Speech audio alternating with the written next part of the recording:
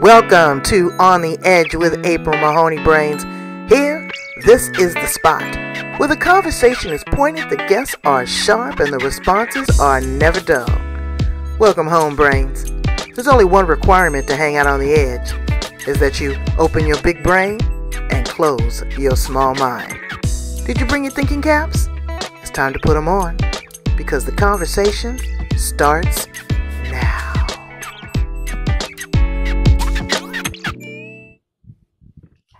So, how is the weather there in Australia, Bree? It is sunny and windy. Sunny and windy. Yeah, we get those. They're called Santa Ana winds here in San Diego, California, and it's our fire season. So you guys experienced that. Was it last year that there was a big fires there in Australia?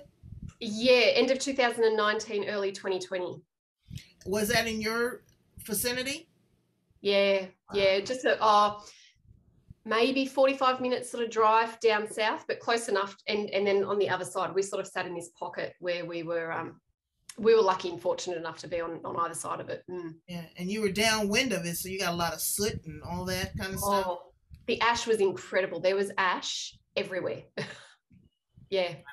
That happens here too. But there's no ash or fire burning except for the fire that's about to burn in this conversation. Because we are here on the edge, the place where the conversation is pointed, the guests are sharp, and the responses are never dull. Brains, we're back down in Australia with Bree Stedman. And I'm excited to have her because she's going to tell us a story that most women wouldn't tell. That most women would not have the courage to tell. But she did more than that. She had the courage to heal. She recognized what was going on. And we're going to be talking about Creatrix. Yes, we're going to go deep. I'm loving this because each person that I talk to, it's a different story and it's a different layer. We're going to talk a little bit about the founder, Maz, who's an amazing woman that is just, got an incredible story. But all these women have an incredible story. So I don't want to fill in the white space. I want to leave that to Bree. Thank you so much for being here with me, Bree, on the edge. Welcome, welcome, welcome. Thank you so much for having me, April. It's a pleasure. Absolutely. So let's start with, let's jump around a bit. Okay. Let's start with what in the world is Creatrix? Yes. And I can't even say a transformologist. Transformologist. Yes, it's a new word. So Creatrix is a world first. It is a female-specific breakthrough process that has been adapted to work with epigenetics, which is that science of intergenerational trauma. And it's been designed to specifically work with the female unconscious. So unlike psychology and a lot of other modalities that are frequently used in personal development, the majority of those have been developed according to how men perceive and how men process and heal. And, I don't need to tell all of the women in the audience, we know we're different. We know that we're more emotional. We know that we hang on to things seemingly more often than men do. And so Creatrix was designed to cut through all of the layers of our emotional beliefs and our issues so that we can heal at a really deep, deep level. That's amazing. So tell us a little bit about the founder, Maz. Maz Shermer. She is an incredible woman. I've been very blessed. I've known Maz personally for about 12 years. And I've been working alongside her with the Institute of Women International since 2012, since it was founded.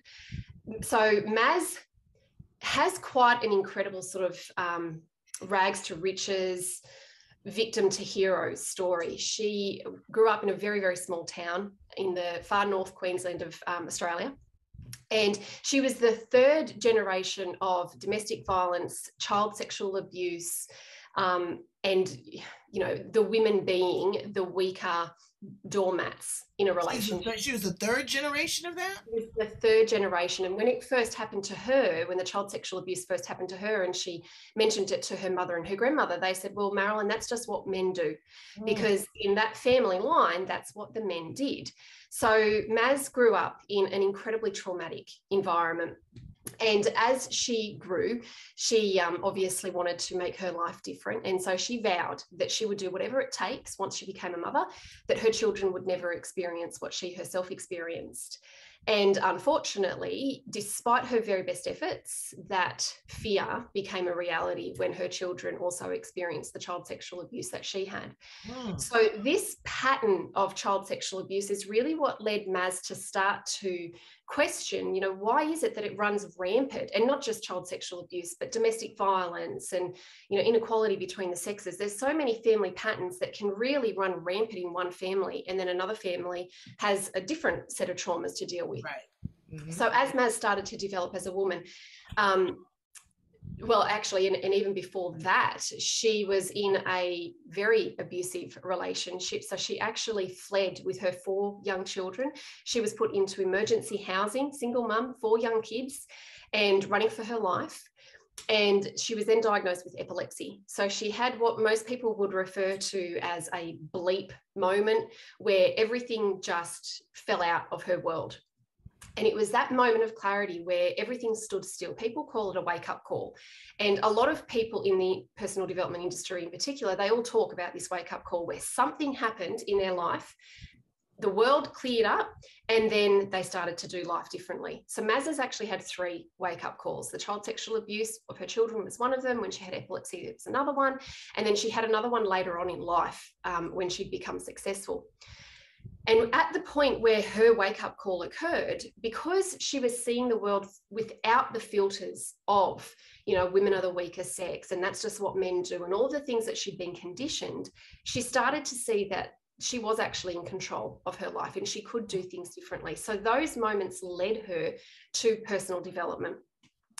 Now that sort of coincided with Maz becoming a business owner of her own, because she couldn't get a job. No one would employ a single mum with 4 kids with no education. So she became a self-employed woman, and she built an incredibly successful business within that framework. She was actually the #1 across Asia and Australia for a number of years, broke a lot of records. So she really turned her life around by going into business for herself, doing basic personal development, which is what we're all familiar with.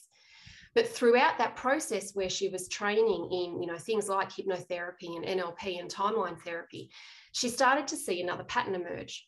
And that was that while the men that she worked with and the men that she trained with, they got really great long-lasting results, the women that she would work with, they'd get great immediate results, but it wouldn't be long before they would come back and say, Maz, my issue's back. I feel like everything is back again and I'm having to work on it again. And so that pattern is really what led Maz to start to investigate where all of our approaches to personal development stemmed from. She started to research the researchers and research the information that went into designing personal development modalities. And what she recognized was that all modalities that she was aware of, including psychology, had been developed by men and studied for men. And then women were just kind of adapted and hoped that, you know, women would get a good response. And it's actually really quite alarming, because it was only in the mid-1990s that the National Institute of Health even mandated that female test subjects be included in studies on the brain. So we've really only been exploring the differences between male and female brains for the last 20-something years. So Maz found that research, and basically because she is a woman, she understands how women experience the world. She took all of the gold out of the processes that she learned, and she filled the gaps so that it speaks to who we are as women. And then, the research continued. She discovered epigenetics, which is what explained her intergenerational child sexual abuse pattern that she had seen play out in her family line. And, you know, we've all experienced patterns playing out in families, and that pattern is epigenetics. Wow. Yeah. Did you get all that, Brains? I'm telling you, that is, woo, that is a big story. An amazing story. Okay, so now she springboards and she says, you know what? It's not enough. I need to help women.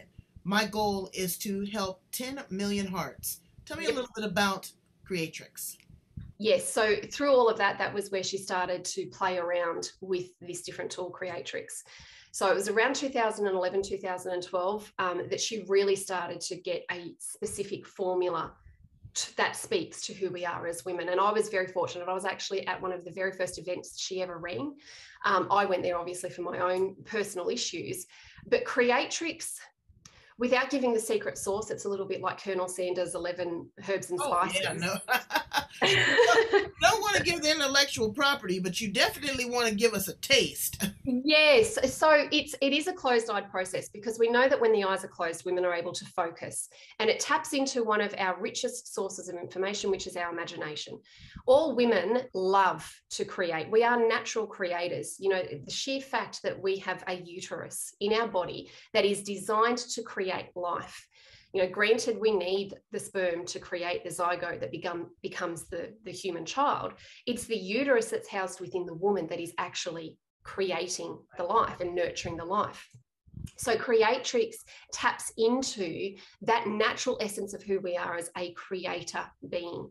And it's an incredibly fun imagination story that taps into not just our conscious mind, also our unconscious mind, which is where our belief systems are housed, and then deeper into the female unconscious, which is that we refer to it in layman's terms, it would be the uterus. It is that unconscious part of us that creates life without us having to be consciously aware of it. And this is something that men cannot fathom, because they don't have to create a human life inside of their bodies. But as women, and any mums out there, I'm going to bet my bottom dollar that when you were pregnant with your child, you did not have to diarize the day that you grew the eyeballs or the day that you grew the fingernails. It's just something that happens unconsciously in a part of us that runs our entire body.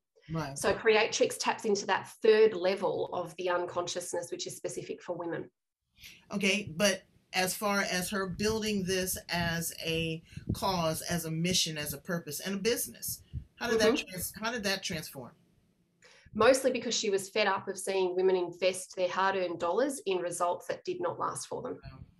Yeah, and that's, you know, really what drives us as the Institute. We talk to women who are spending hundreds of thousands of dollars trying to heal themselves.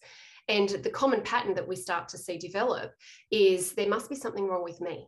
I've spent all of this money. I've gone and worked with all of these amazing people that promise results. And although they feel good for a little while, something happens and the problems come back. So there must be something wrong with me, which is a really common belief that a lot of women have. And that's not good enough. Women deserve healing. And as a gender, we come from a very, very long line of suppression and oppression and trauma, which requires healing in order for us to break the cycles for our children, grandchildren, and great-grandchildren to be able to live happier and more fulfilled lives. Yeah, the book that I read told me that the woman was created as a partner for the man, as one of his ribs. So we were second fiddle, you know, from our inception. So let's talk a little bit about your story, because that is a tale within itself. And I want my brains to be compassionate. I don't want you to listen to this with judgment, you know, because your eyes are going to buck. I get it, because women don't talk about this. They don't talk about the challenges that they face as being a mother.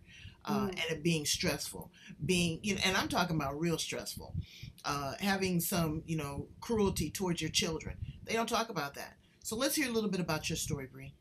Yes. So I met Maz, like I said, 2008, I met Maz, and my son at the time was newborn. He was only about 6 months old. 2009, I had my second child, my daughter, and then we moved home and we moved into a completely new area. Now, while we were moving, I was also at that time quite a successful businesswoman. So anyone who knew Bree from, 2009 through to about 2012 only knew the Bree that Bree presented, which was always happy, always confident, always positive. If you needed to be picked up, Bree was going to pick you up. And through that, like I said, I built quite a successful business. I was a very well-known leader within that company, but I was hiding an incredibly distressful secret, because even though publicly I looked like I had my shit together, at home, the stress of constantly having to be who everyone else expected me to be meant when I got home, all of the layers came down and I started to lose my shit, is how I used to describe it. So my children, who at the time when I first experienced Creatrix, they were 2 and 4. And where Maz comes from an environment where she was a victim of domestic abuse, I was the abuser within our home of my children, because they were the 2 people that loved me more than anyone in the world, but they were also the 2 that pushed my buttons more than anyone else in the world. And because I was at home in a new area where I didn't know anyone, I was petrified that if anyone knew my deep, dark secret, my children would be taken away from me. So I tried to get help under the radar because, you know, April, like you said, this is not something that a lot of women talk about, because the fear of our children being taken away from us is a real thing. And it's not that, for me anyway, it wasn't something that I wanted to do. I did not want to be the abuser. When we conceived my first child, my son, it took us 4 years to conceive him. You know, he was an IVF baby. So to become a mum was a really conscious decision that I had. But the reality of being a mum was a very, very different situation that I didn't expect. And my emotions were really the driving force. So I did go out and try and get help. I spoke to doctors, I went to counselors, I went to parenting courses, I did all of the things that I thought I could do. And unfortunately, all of those professionals blamed my son for the behavior, because he is a challenging child. He's ADHD, and my daughter has learning disabilities as well. So we've got two opposite ends of the spectrum. It's not a standard sort of situation. But the go-to advice was, you know, get your kid on medication and then everything will be better.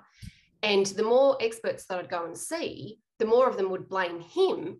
And I started to go, but what about me? No one's asking me as the mum, as the common denominator in these situations, how am I responding to the situation? You know, bear in mind, I'd already done a lot of personal development. So I knew ownership, I knew responsibility. And none of these experts were asking how I was going. And then when they did, I had one doctor ask me how I was going. I broke down in tears and he said, oh, you're just depressed. Here's some medication. Wow. Which is not the answer, because I wasn't depressed. I was emotionally exhausted. And so that's ultimately what led me to Maz, because all of the counseling, the coaching, the energy work, all of the other stuff that I tried, it worked while I was consciously focusing on doing that. But if I was consciously focusing on, you know, things like the positive affirmations, I was taught by one particular person, the more positive affirmations you can say, sooner or later, you're going to convince your brain that that is the new belief. So every time you get angry, you need to stop yourself and you need to say, you are a calm and confident mum. That was the answer. So here I am, a out of control, exhausted mum with 2 young children, rampaging in my house, trying to convince myself that I'm a calm and confident mother when every single cell in my body was telling me otherwise. Wow. And that's the power of Creatrix, because we know, and everyone who's ever done any kind of personal development work, you hear the experts tell you that you are good enough. You hear the experts tell you that you are worthy, that you are capable of change, that you can do whatever you put your mind to. Right. But if your internal voice does not mirror what the external world is trying to tell you, then that internal voice is going to sabotage each and every time. Absolutely. So how did this affect your relationship with your partner? Because he's sitting there scratching his head. He goes, okay, I've got 2 children that are challenged. I've got a wife that is off the chain. You know, and that means unleashed brains that don't speak phonics. You know, and I'm trying to love on this woman and maintain this household. What's he doing? Well, he had to work because financially he was the breadwinner at that time. You know, I was juggling my business and the kids, but he still had to work. So I don't actually know how we got through that period of time, April. It was chaos in more than one ways. It would not be an uncommon thing for him to have me on the phone within 10 minutes of me waking up of a morning screaming, I can't do this anymore. This is too hard. I need help. And he's at work going, well, darling, there's nothing that I can do. Like, put him in his bedroom and put her in her bedroom and go for a walk in the backyard, because that was, we had no help. That there was no one. And this is why I'm so passionate about helping women as a general to be able to get the help that they need, because especially in those instances where it is a taboo topic, you know, mums are not meant to be out of control. Mums are meant to be. No. Women don't do that. Women are not supposed to be alcoholics. They're not supposed to, you know, work in the sex trade. They're not supposed to smoke. They're not supposed to drink. They're not supposed to be the abuser. But newsflash, brains, there's a lot more women, and there's a lot more shame associated with it, where they won't get help. They hide it from their families. They hide it from their workplace, and then they explode. You know, there was a story here not too long ago where a mother had postpartum so bad that she put her baby in the oven. Mm. And, you know, again, like, who does that? Who does that? It is a woman that is traumatized, Yep. a woman that has probably been screaming out for help and nobody's been listening. And she doesn't know where to go for help with judgment in a judgment-free space. And this is what I love about transformology, because all of our transformologists are trained to look beyond the story. We are not our story. You know, the fact that when I spoke to Maz and told Maz my story, and she could hear through the gruesomeness of it and go, okay, Bree, so tell me, what is it that you believe? What are you feeling? What are you struggling with? Let's resolve those issues. Because when those issues are resolved, you're not energetically charged by the situation. Therefore, you can handle the situation differently. It was, and I kid you not, 9 years ago, I experienced Creatrix for the first time. So bear in mind, I went into that experience as a raging, violent mum. Literally, over the space of a weekend, that entire rage dropped away. And in 9 years, it has never come back. Not even once have I hit a level, and my children are hard work. I get angry, but it's a very situational response to a normal environment where, you know, the kids are arguing and you need to stop. The second that the situation's over, the emotion, I call it emotional Teflon. The emotion goes with the situation, which is what that is normal life. You're meant to respond with emotions. And then when the situation is done, the emotion goes away with it. The problem with where most women are coming from at the moment is, again, because of that epigenetic conditioning, we have hundreds. Epigenetics is proving 14 generations. So that's at least 200 years of history of, and depending on your family line, so for my family line, there was a lot of anger. So I have 200 years of anger and rage built up in my DNA that is then charging the situation where I felt out of control. So that was driving my over-the-top reactions. Because Creatrix cleared the past, when the same situations occurred, you know, literally a weekend later, it was, okay, he's having a temper tantrum. What are we going to do about that? No emotion from me, because there's no charge built up in the DNA. It's been cleared. So that's the, and like I said, 9 years. We're talking long-lasting results here that no other modality is able to prove. And I'm one of hundreds and hundreds and hundreds of women that can hand on heart tell you the exact same thing. I know. I have another guest that's going to be coming on, and she said that this is her life calling. Mm-hmm. She will never be without Creatrix her entire life. Yep. So with that, is this ongoing maintenance? I know that this is a sisterhood. This is a philosophy. This is a modality, but it's highly charged. And so what do you say to the woman that's out there right now that's saying, oh, you know, I don't know if this is for me. You know, it's worked for Bree, it's worked for other hundreds of women, but I'm afraid to try. What do you say to that woman? So you've got to get to a point where you are fed up of the cycle repeating. Right. You know, for me, the day that I walked into the lounge room and my children flinched simply because I walked into the lounge room, that was not the way I wanted to continue to live my life. And it was certainly not the way that I wanted my children's childhood to be defined. So for me, it was worth, what if this is the thing that actually works? And this is, we offer a 100% money back guarantee. So for any client who is stuck in a specific situation right now, she's recognizing that her patterns are continually sabotaging her happiness and are diminishing the possibility of a happy future. When you work with a transformologist, you're going to get a 100% money back guarantee. Now, what that means is your transformologist will work with you as long as it takes for a specific set of issues that you and her identify for it to be cleared. The average woman has anywhere between 40 and 60 odd emotional issues. So most women have baggage. We all know that. But when you work with a transformologist, you're coming to her because you know that there's a problem. You may not know exactly what the problem is, but there is something going on in your life that you're not happy with. Your transformologist is trained to help you to identify what those issues are, and she will work with you until those issues are completely resolved. 100% money back guarantee. So there is no risk for the client. However, she does need to be ready to be free from the past. And that's something that only the client can choose. And you have to do the work, client. Okay, brains, you got to do the work.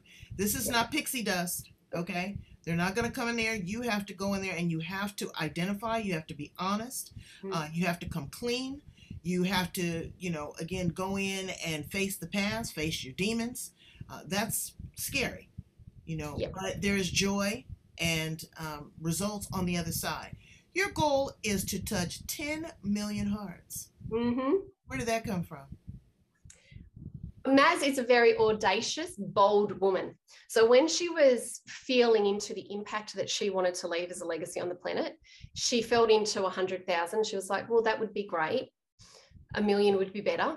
10 million scares the shit out of me. That's what I want to do. Right.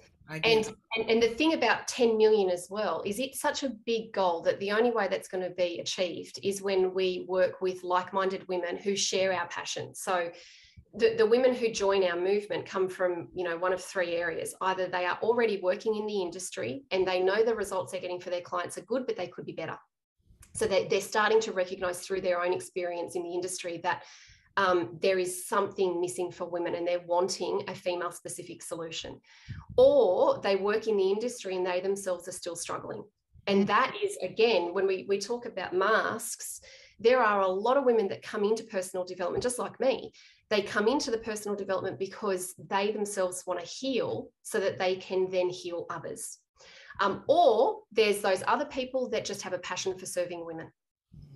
And so we know when we, band together as like-minded women who demand excellence for other women, that's how 10 million hearts are going to be set free. It's not something that we just over here in Australia can do. We're very fortunate. The Creatrix movement over the last 8 years has grown. We're now in 18 countries. We've got facilitators in 18 countries. So, Bree, let me ask you, really, what is the ethnic makeup of this? And I know that it is not by design because, you want to touch everybody. But are there very many women of color that are involved in Creatrix right now?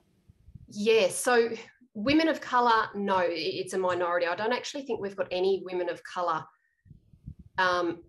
currently licensed. However, okay, let me define that. Okay. Yeah. What I want people to understand, when we say women of color, we're talking about Black women, we're talking about Hispanic women, we're talking about Indian women, we're talking about Asian women.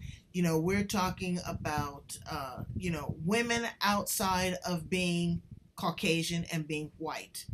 And so I want everyone to understand that this group is very welcoming. More so, they want to really reach out to you and embrace you even more so, due to the fact that you, number one, have not had this experience. Number two, information is power. And number three, we have really experienced a lot of trauma. We don't have this white privilege in addition to the trauma that we're experiencing right now. So I'm sorry. Go ahead. No, thank you for that. So no, we are a very multicultural organisation because we've now got quite a large number of women across Asia working with us. We've now got a couple of Muslim transformologists. We've got quite a number of, I think they're South African. So we are starting to build our multicultural diversity across. But the thing that I love is because we are speaking the universal language of the female unconscious. We all know that every culture in the world comes from multiple different streams of trauma. Some are more extreme than others, but there is a long line of history across all cultural representations of women being abused, suppressed, oppressed, and traumatized. And when I've worked with a number of different cultures for clients, I've worked with more than 350 clients over the last 8 years across the board of all cultures. And what I absolutely love about Creatrix is that no matter the historical trauma that a woman has experienced, whether because of her cultural or not, Creatrix gives her the most beautiful, in-depth, rooted breakthrough that clears all of the history so that she can it's almost like she can honor what her past is without it consistently weighing her down, so that she can actually be the voice of change moving forward for others. Well, that is amazing. And I'm really, I forgot to include First Nations people there in Australia because, they're a suppressed voice. And there's a lot of trauma, like here in the United States, we have Native American women. And the Native American women and the Native Americans are, suppressed with alcohol and drugs. They are not leaving the reservation. They're not leaving their culture, but know that there is breakthroughs and there is a way out, and that there are people that are not looking like us, but they still embrace us and they love us because we have one common goal. We're women. So thank you for that, Bree. It's really important because Maz's children are half Aboriginal, and her daughter is actually, one of her daughters is highly involved within the Institute, and she works a lot within the Aboriginal community.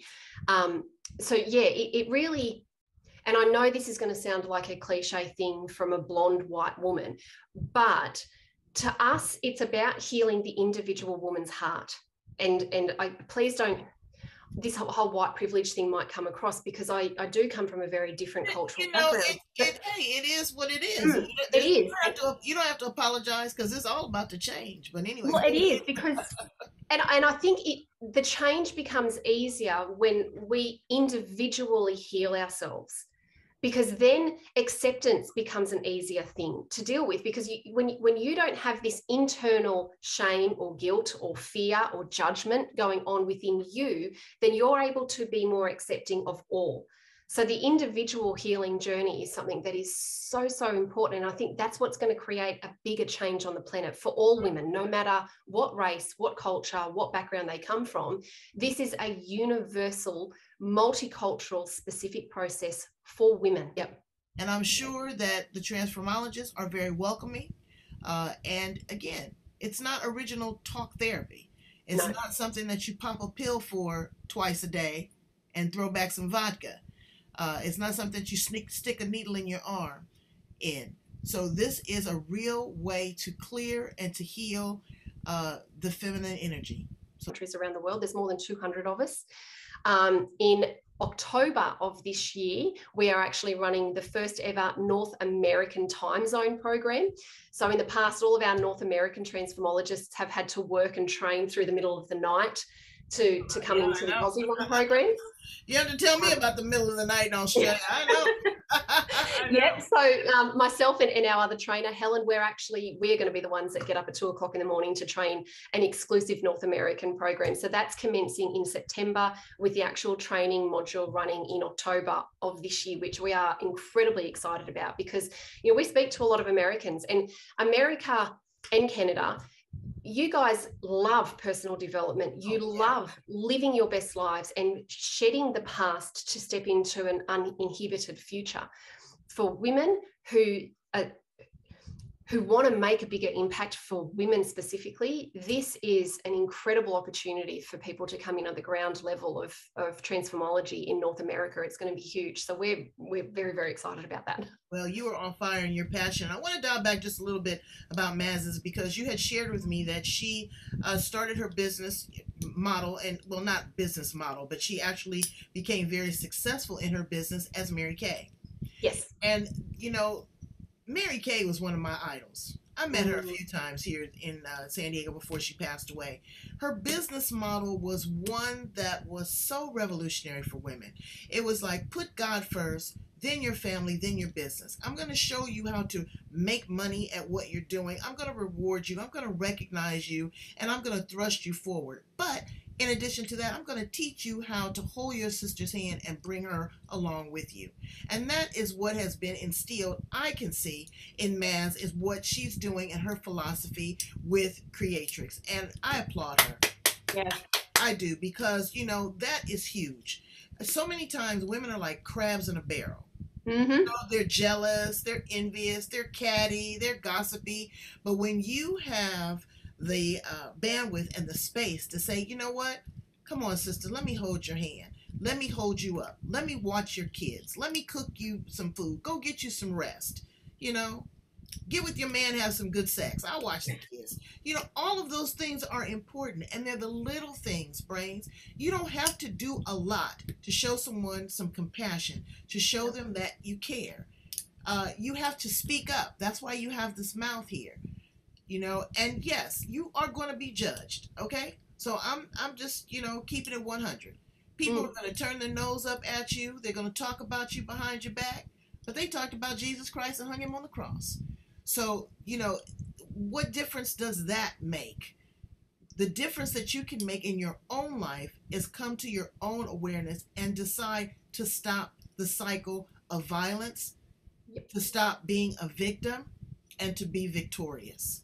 And that is what you have done and these women have done. And again, like I said, everybody has their own story. They have their own way of dealing with this and going through this. But these transformologists are just really, really incredible women. And when I hear you talk, your voice just rumbles from your abdomen up through your chest. And you're excited about it. It's been 9 years and you are still excited about it. And that is what entices me, is that lets me know that this is a lifelong change.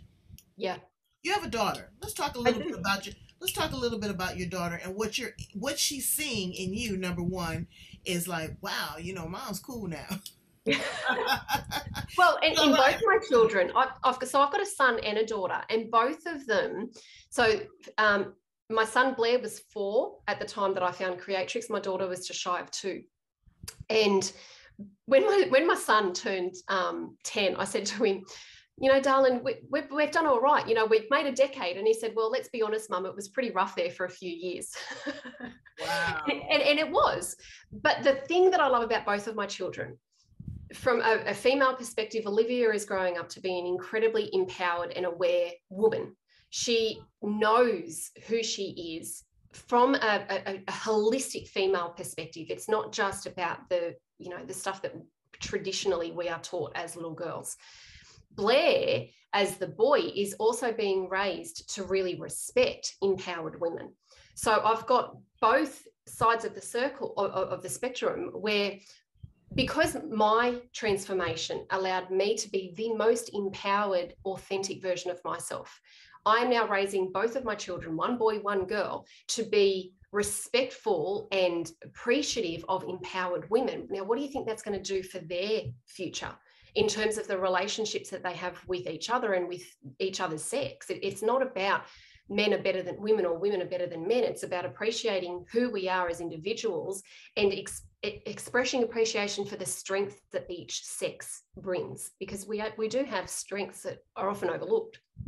I can see this being huge for youth, because there is so much shaming, there is so much bullying, there is so much body image, influence, drugs, and all of that. So to be able to tap into young women or young men at an early age to help them really realize that they do have choices, they do have options, and they do have responsibility, and there are consequences for your actions.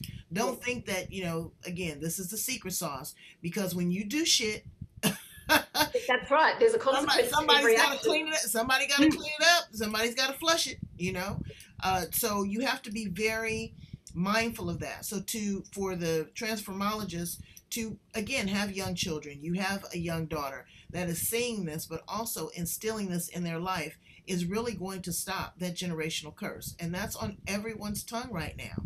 No people have not been talking about this like they are now. It's the epigenetics and the intergenerational trauma. It is huge. And being an African-American woman, come on now, I've got slavery. Oh, yeah. All of that. And still, what they try to do to us here in the United States, demean us. Do you know that we had to get legislation signed in California to wear your natural hair? I have an afro. To wear your natural hair in the workplace. Yeah. Who the hell does that? Who wastes time on that?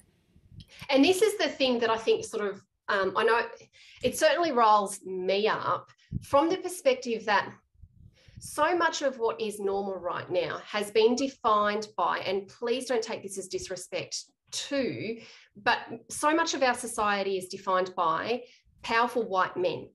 The only way that is going to change is when we as individuals heal our own reaction to the situation. Because when you go into a situation fueled with your own emotional state, you're only amplifying an already emotional situation. This is why your own healing is so important first and foremost.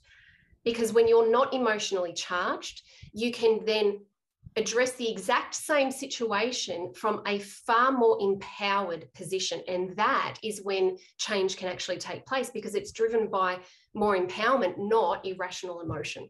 I know, and I have done that, and COVID has really instilled that in me even more.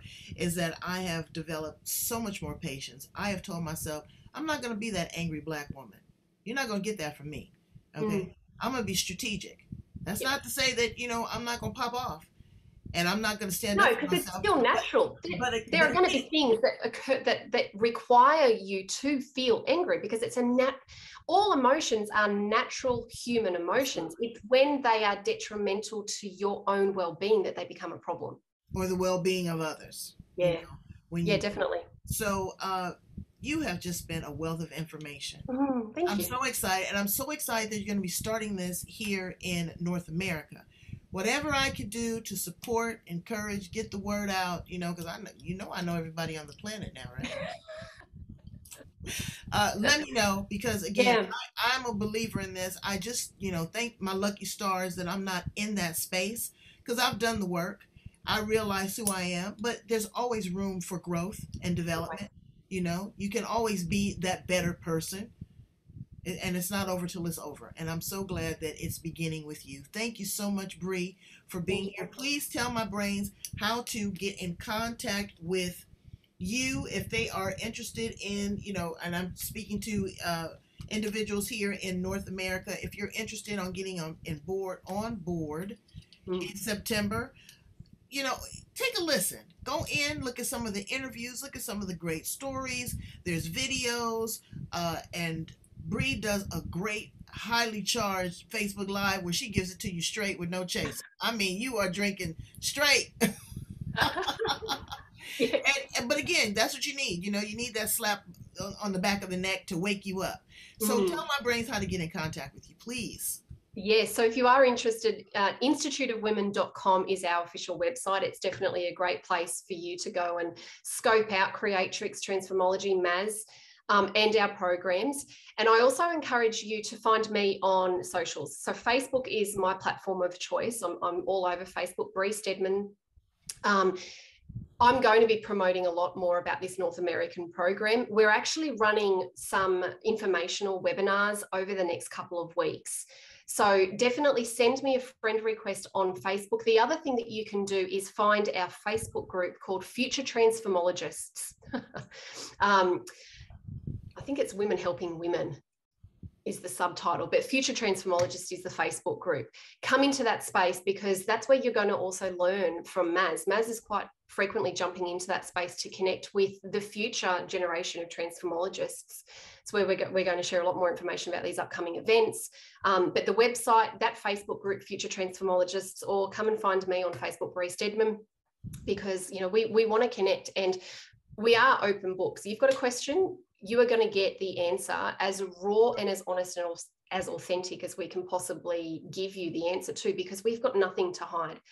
I think this is what makes us such a standout organisation to be a part of as well. It is very hard to find a negative review on Creatrix or the Institute of Women International. And that speaks volumes for the integrity of who we are, the results that we're consistently able to get, and the support that we give all of our transformologists. Because, like April said, we've got a goal of setting 10 million hearts free. The best way for us to make that happen is by supporting the individual transformologists to be successful, because the more successful they are, the more lives that they are impacting. And that's ultimately meaning more women are feeling free and emotionally healed. And brains, that women are taking back over the planet. I don't know if you got the email. I sent it out. I don't know if you got it and you opened it. But we are, and we are going to make a difference. We are in the age of Aquarius. It is much gentler, much kinder, much softer.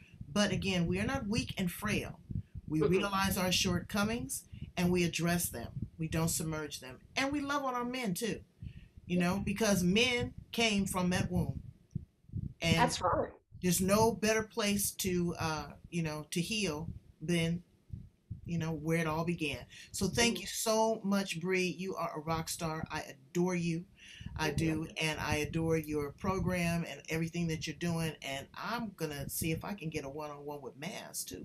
I want to talk to her. She's tough to get in contact with, but you know what? She's doing it, and she's doing great things. So I will talk to you again really, really soon. Thank you for being here on the Edge, brains. I need you to go and subscribe. I need you to subscribe right now.